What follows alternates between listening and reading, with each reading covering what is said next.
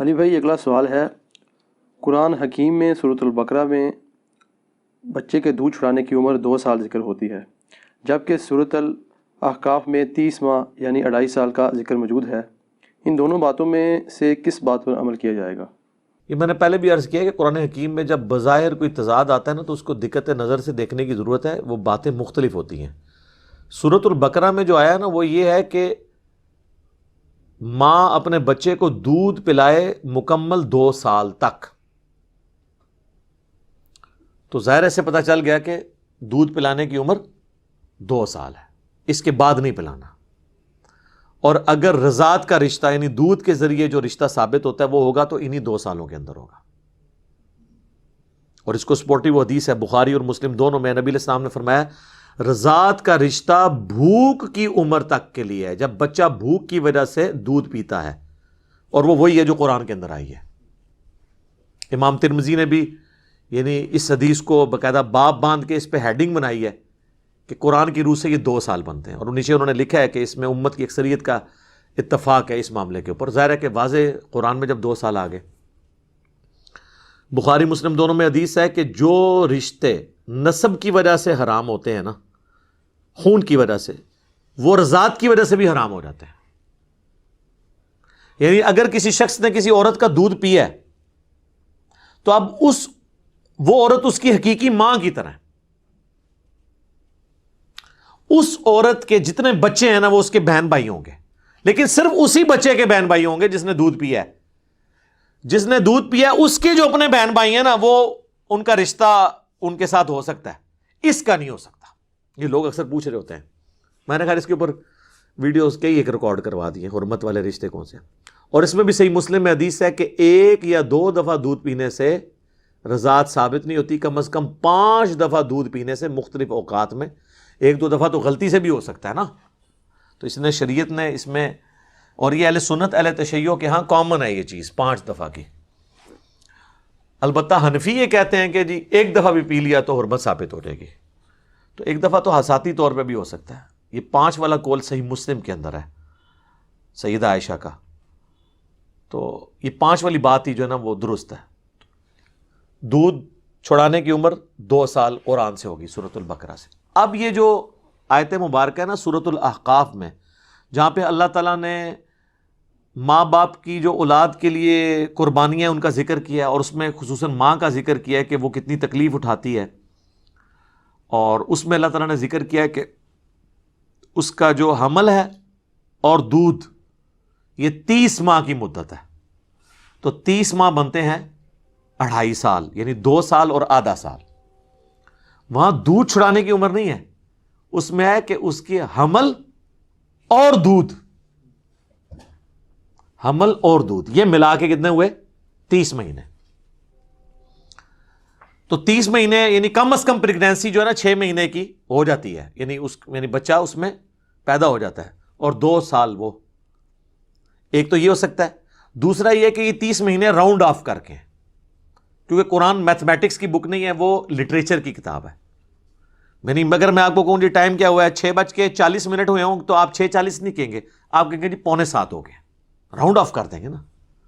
اور 6:35 ہوئے ہوں تو آپ کہیں گے 6:30 ہوئے ہیں، راؤنڈ آف کریں گے نا۔ تو لٹریچر میں راؤنڈ آف کیا جاتا ہے۔ تو 33 مہینے ویسے ایگزیکٹ بنتے ہیں عموماً جو ہے، ویسے تو 6 مہینے کا بھی بچہ ہو جاتا ہے، لیکن 9 مہینے، تو 33 کو راؤنڈ آف کریں تو کیا بنتا ہے؟ 30۔ اب بعض لوگ نے یہ کہا کہ جی امام حنیفہ نے جو دودھ چھڑانے کی عمر کا ذکر کیا ہے وہ اس آیت سے کیا ہے۔ سر یہ آپ کے دماغ میں کیڑا ہے، آپ کے پرانے بزرگوں کو یہ وہم بھی نہیں کبھی آیا تھا، ورنہ وہ آپ سے بہت پہلے دریافت کر لیتے۔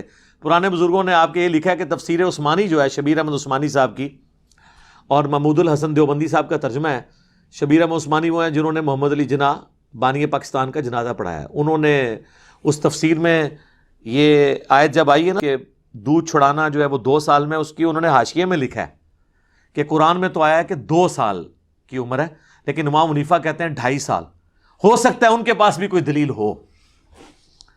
تو شبیر احمد عثمانی صاحب کے دماغ میں نہیں آیا کہ میں سورۃ الاحقاف کی آیت پیش کر دوں 2.5 سال کے لیے، اتنی ان کو بھی شرم آئی کہ یار وہ ہے حمل پلس دودھ، تو یہ کسی کے دماغ میں یہ دلیل پہلے نہیں آئی تھی، ٹھیک ہے۔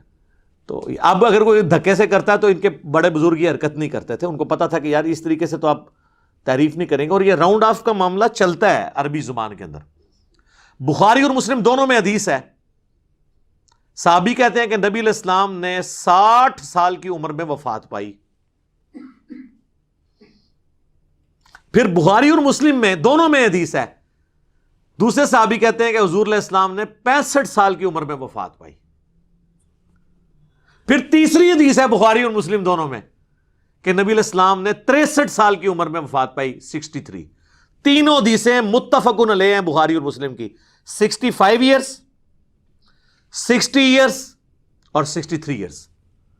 پھر امام بخاری نے اپنا قول لکھا ہے, وہ کہتے ہیں میرے نزدیک سب سے صحیح بات 63 ایئرس ہے. کیوں؟ اس لیے کہ ایکچولی 63 ایئرز ہی تھی, جس نے اسے راؤنڈ آف کیا نا اس طرف اس نے 60 کہہ دیا, موٹا سا کہہ کے 60, اور جس نے اس طرف راؤنڈ آف کیا وہ 70 تو نہیں اس نے کہنا تھا, 65 ہی کہنا تھا نا.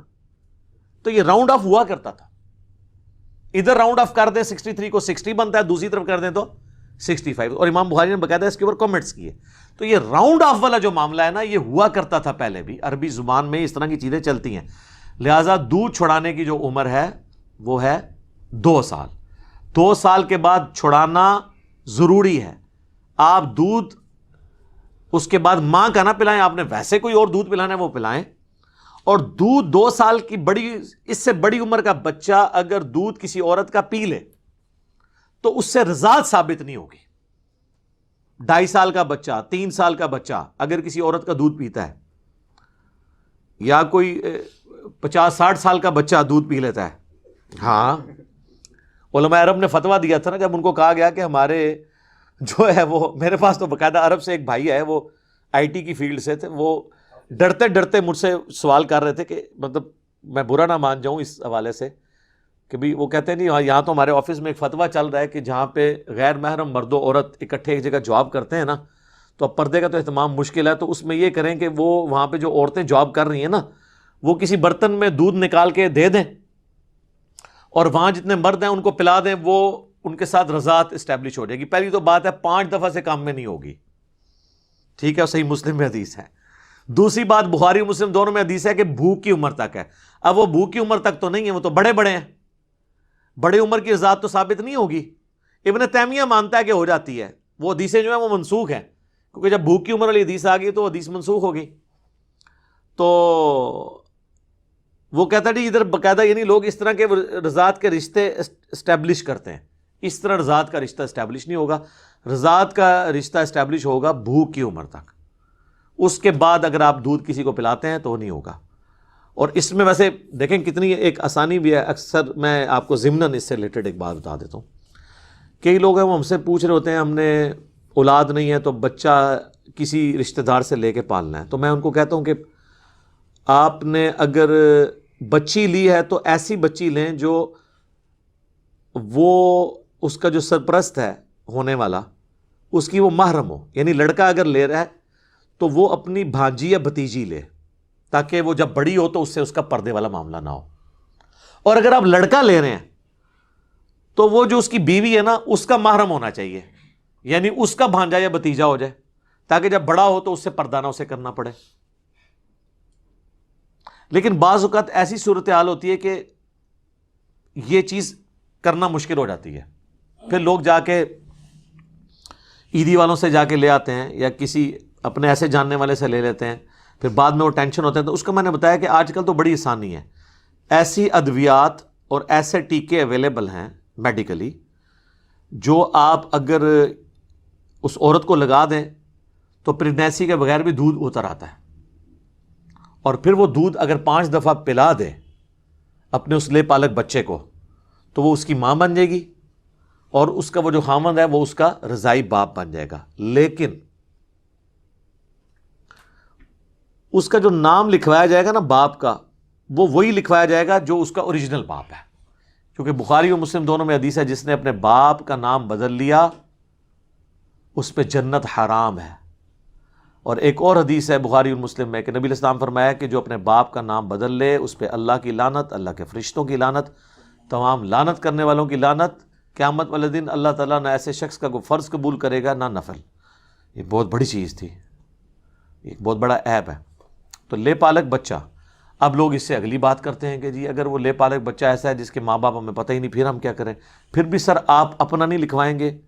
وہ اللہ تعالیٰ نے سورۃ الاحزاب میں فرما دیا کہ ایسے پھر لوگ جو ہے نا جن کے ماں باپ کلیئر نہیں ہے آپ کو, تو آپ کے دینی بھائی ہیں.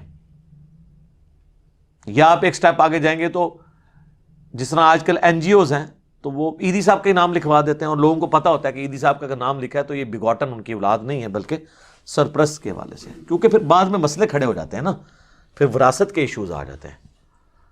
اور بعض اوقات ہم نے دیکھا ہے لے پالک بچے تو وہ لے لیتے ہیں, کچھ عرصے بعد ان کی اپنی اولاد بھی ہو جاتی ہے, پھر وہ لے پالک بچے سے فوراً ہی ان کا سلوک بدل جاتا ہے.